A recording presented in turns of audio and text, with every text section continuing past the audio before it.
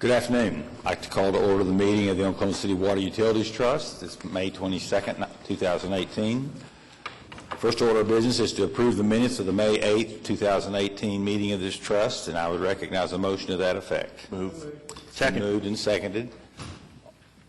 We'll vote. Approved.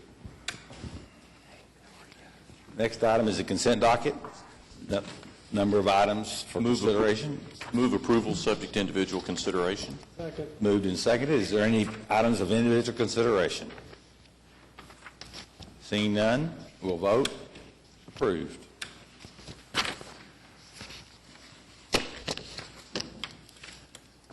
Next item is the concurrence docket. There's 2 items on it. The items. Second. Moved and seconded. Are there any questions or comments?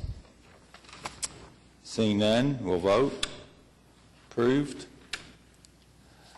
We have 2 items for individual consideration. The first one is to ratify and approve addendums numbers 1, 2, 3, and 4, modifying procurement and contracting requirements, technical specifications, and plans, postponing bid opening, listing pre-qualified companies, and answering questions. Awarding contract to ASI Construction, LLC, Project WC 0864, Atoka Dam and Spillway Rehabilitation, Atoka, Oklahoma, 26.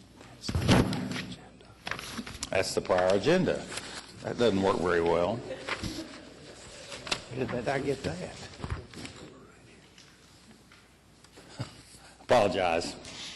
Don't think they'll fire me, will they? Now we're on items for individual consideration. Receive application from Seafree Development Management, Inc., Project SB 0039, oversized sanitary sewer main extension under Policy B1 procedures to serve Project Star north of Southwest 104th and west of Portland Avenue.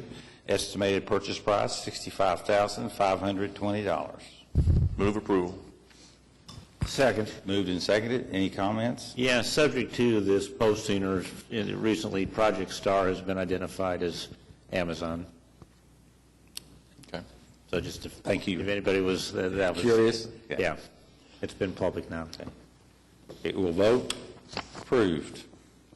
Second item for individual consideration is a presentation on lime residuals.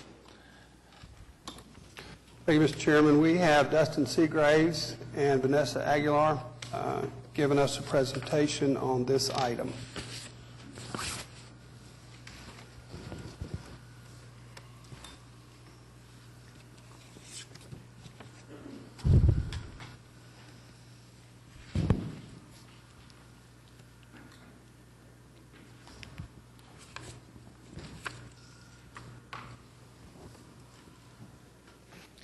Good afternoon, Chairman and Board.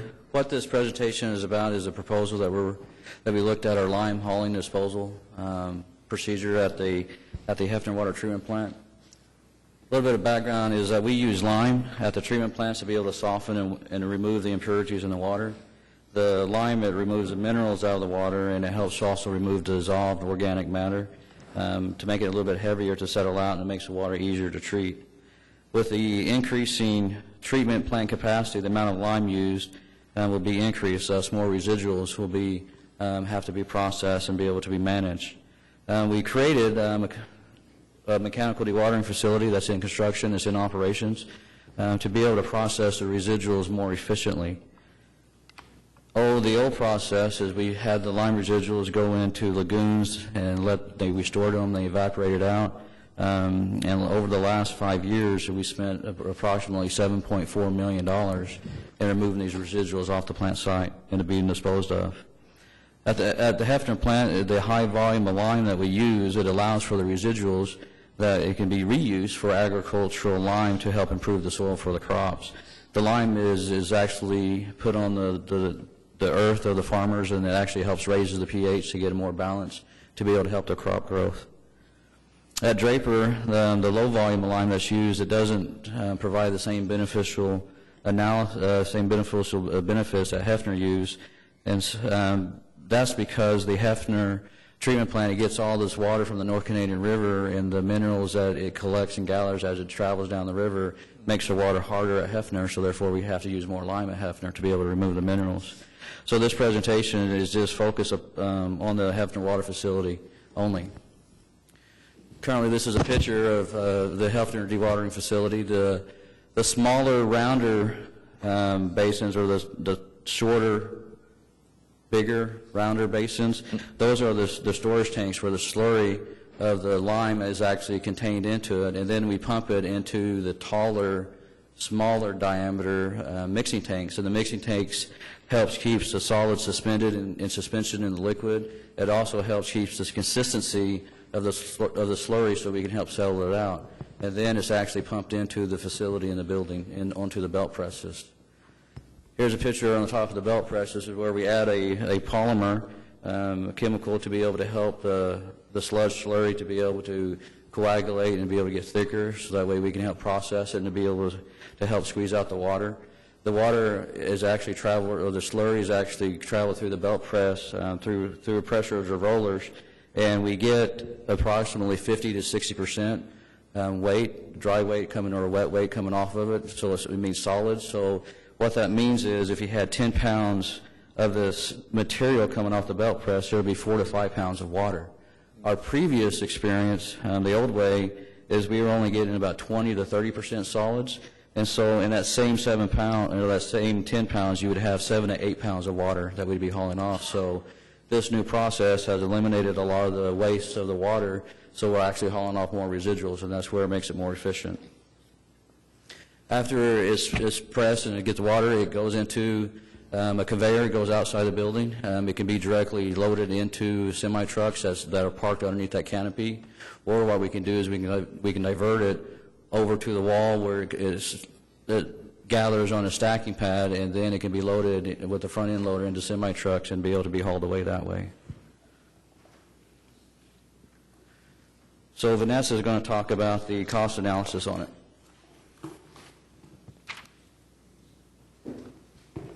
Good afternoon. Staff conducted a cost analysis to compare the in-house versus contracted services of, at the Hefner facility. Hefner's projected to produce over 48,000 tons of sludge in FY19. In order to keep up with this demand, it is projected that we would need 4 semi-trucks making 4 trips per day in order to haul the lime that's produced. In addition, it would require an operator to use the front-end loader, as shown in the previous picture, to load the semi-trucks and move the lime that's produced on the stacking pad. The total personnel costs for the 5 positions and the equipment costs for FY19 is shown on the table, which is approximately $800,000, or it equates to $16.55 per ton. When we looked at the option to doing contracted services, we currently have a contract with Infomark, who provides residual services for wastewater. The services that they provide for us includes marketing the products to landowners. They also apply the products, as well as handling the ODEQ permitting and reporting. Infomark could readily integrate the water plant's residuals into their program in an efficient manner. Therefore, our staff negotiated a contract amendment to pursue this option. The benefits of centralizing the water and wastewater residuals disposal with Infomark are efficient product marketing, the efficient administration of the permitting and reporting, as well as the agricultural land use conditioning benefits. Infomark provided a cost proposal of $14.50 per ton to provide this service, and in comparison to our in-house analysis of $16.55 per ton, that's a savings of over $2.05 per ton. The table shows a 5-year forecast of the cost over the next 5 years based on our sludge projection, which shows over the next 5 years a cost savings of about $415,000 by using the contracted option. Staff recommends the approval of the contract amendment with Infomark, and with that we would also transition our hauling personnel of 5 to fill current vacancies in line maintenance and water quality. With this change, water quality would also be able to fill 5 positions to perform water line flushing to comply with DEQ requirements of having dead ends flushed every 90 days. And we would be able to do that without increasing any of our position count. Additionally, it would be recommended that we surplus our 4 semi-trucks from the hauling program. And with this, we would like to take any questions. The trucks, the total equipment is about $1.2 million. The semi-trucks themselves, let's see, about $198,000. Excuse me. So how many contractors are there currently in Oklahoma City that could contract with us to provide these services? Currently, right now, we don't have any contracts except for Infomark that currently does it for our wastewater treatment plants. Currently, what we do is, it was an in-house operation with water quality staff and with the RNC section group, is that we hauled the sludge and slurry ourselves. We didn't have a contract to be able to do it. At times, we sent out bids and contract to be able to help us out, and that's where we spent the $7.4 million over the last 5 years, is to supplement to our needs to be able to help do it, because we couldn't do it fast enough. Well, what my question is leading to is, if we do enter into this contract to outsource this, and there's not a market out there of more than one contractor, then we're kind of limited in future years as we negotiate price increases, aren't we? Correct. Currently, what this contract and this amendment proposes is they're going to haul the slurry or the sludge, the residuals, to the same agricultural farmers that we use currently, and so that's the primary objective of this, is to be able to haul the material away, but also with their ability to be able to market this slime residual with their wastewater, we can be able to help supplement it. And then if they, in the contract that we negotiated, if there's any profits in marketing, if we collect money on selling the residuals to farmers and them applying it, then there's a cost sharing that we benefit from it as well. Councilman, we currently have the contract with Infomark. They're managing our wastewater facilities, and they have a solids hauling and disposal component in that contract. Okay. So we propose to amend their current contract to enable them to haul all of our solids. And they can actually use this lime along with the biosolids to augment the soils where they're already contracted with farmers to take the biosolids. So it was a pretty good marriage of the two, because right now they're actually having to add lime on top of the biosolids when they land apply them. So if they take this lime sludge and blend it, there are advantages. And so our recommendation is to amend their contract. So we did not go back out on the street to see if there were others interested. Thank you. Other questions? Recognize a motion. Move approval? It's been moved and seconded. Any other discussion? All in favor? Opposed? Passes. Moving to item number C, presentation on Lake Balance Plan and the resolution authorizing the general manager or designee to operate the raw water system pursuant to the Lake Balance Plan.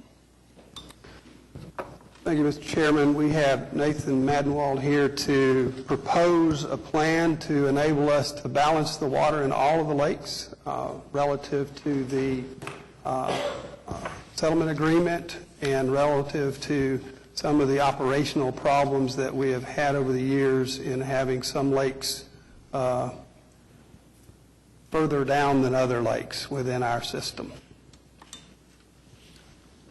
Thanks, sir. Good afternoon, Chairman, trustees. This presentation is to take a look at how we might be able to improve the operation of our water system to balance all of our lakes together during normal conditions. So the goal of this, or the genesis behind this, was what can we do to make sure we're the most resilient water system possible. So having water in Oklahoma City and having our lakes full gives us flexibility in provides water for us to treat and serve our customers during times of drought or during times of system outages. We also want to be good stewards of the water, make sure we're not utilizing water in a location or diverting water and then not causing a problem or a significant impact to another area. We want to make sure we manage the lakes together. And then in addition, in the 2016 the water settlement agreement with the State of Oklahoma, Choctaw Nation, Chickasaw Nation, and City of Oklahoma City, there's one of the overarching themes was balancing the lakes together, making sure we weren't moving water one place and taking it from another. And then one of the conditions of us being able to use water from the Kiamichi system is we have to have in drought conditions, the lakes will have to be relatively balanced. If the lakes are full in Oklahoma City, we wouldn't have the ability to use as much water during drought conditions from the Kiamichi River. So the methodology we use for this is just kind of a straight accounting for each reservoir. We did a mass balance for each lake.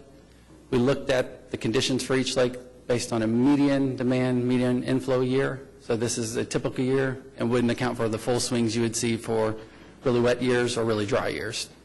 We did the projection out to 2030. We have longer-term water use projections out past that, but you start to get fuzzy when you get out further in 2030, so we would just plan on updating the model as we go along. Kiamichi Pipeline would also give us some more flexibility in 2030 that we don't currently have today. We would have additional supplies and then the capability to move water differently from McGee Creek. And then another overarching assumption was the growth that we would see in our system. We plan to meet that with the Draper Water Treatment Plant, and that's in line with the interconnect projects that we've been doing throughout Oklahoma City right now. So looking first at the Southeast Oklahoma Raw Water Supply System, which is the Draper, Atoka, and McGee Creek reservoirs. The graph here shows the lake balance that we projected. So the blue lines that are shown there are the Draper Lake. The Atoka Reservoir is shown in green. McGee is shown in orange. The lighter or the less thick line, red line, shows the 3-foot down for the lakes. The 5-foot down is shown by a thicker red line. And then the solid black line is showing where the lakes would be full. We used information from our consultants who have done the raw water modeling for the Southeast system before. We use that as part of this analysis.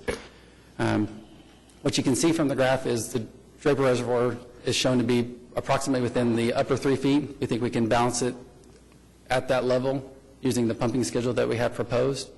And the Atoka and McGee Creek reservoirs, we would keep within 5 feet down. So it seems feasible that we'd be able to operate these lakes at those levels. I want to note at 2018, we show a drop there in the level, and that's due to the spillway project that we have ongoing. One of the things from this is we've historically not pumped as much during the summer months because that's our peak electrical months. We would be doing a little bit more of that, and we'll show you it's not a significant impact, but we'll show you the impact to that in a couple slides. So what does this mean for how much of our system we're using, of our allocated water rights? On the Atoka system, shown there in the red, the dashed line is showing what our water rights are.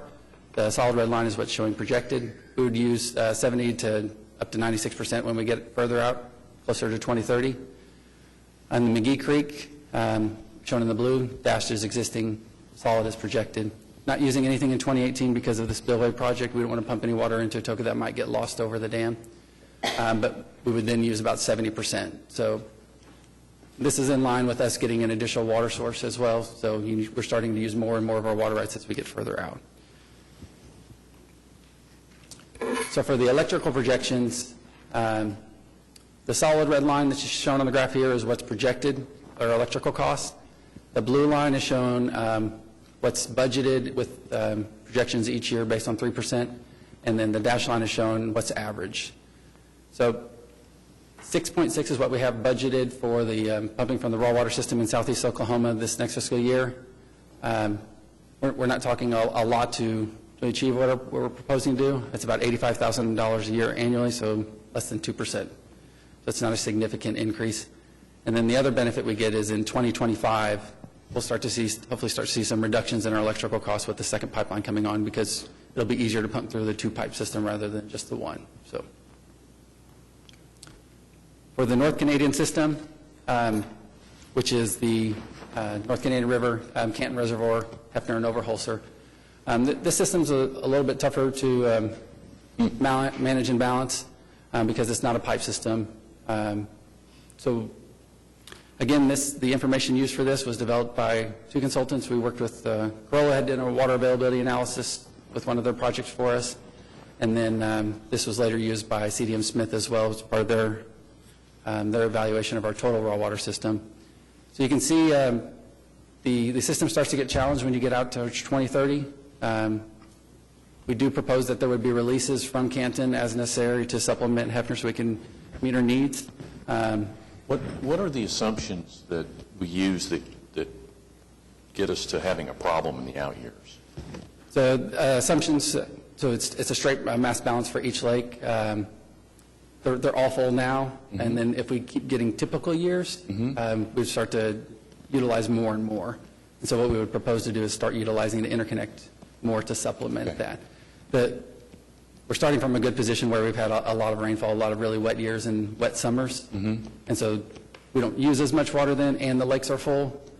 We're actually not taking all the water in North Canadian, but then when we get into typical years where not all the water's coming down, then you start to utilize more, a little bit more, and nothing ever fully recovers. So, Gotcha.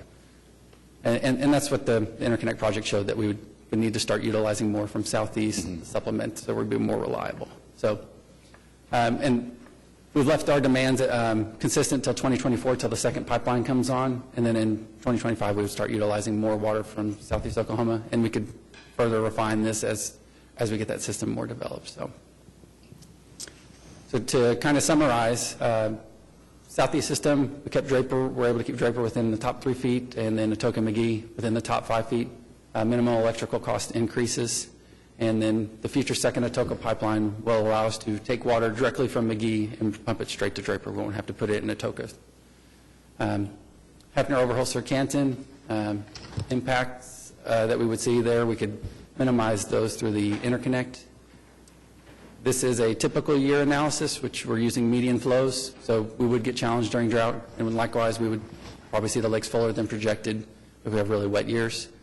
And then the lakes being full in Oklahoma City, the goal is to provide us increased resiliency to make sure we have water to send to our customers. With that, I'd be happy to answer any additional questions you guys might have.